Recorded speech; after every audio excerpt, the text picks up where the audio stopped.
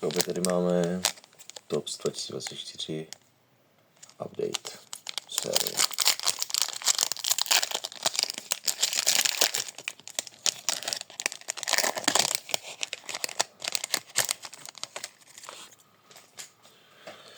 Tak tady máme prvního Chris Martin,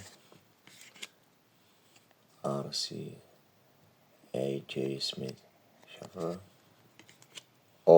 A RCčko Paul Skenes. Tak to je krásný.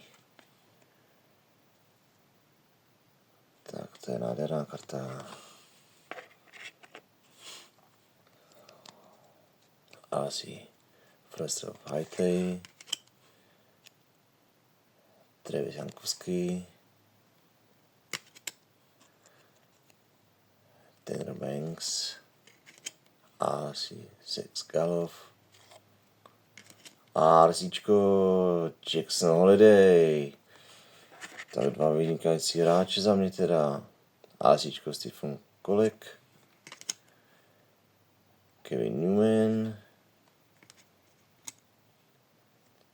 Richie Pakocias. A co máme tady? No tak dneska nádherný. Dneska je to krásný. Yoshimoto Yamamoto. Alasičko. Paráda.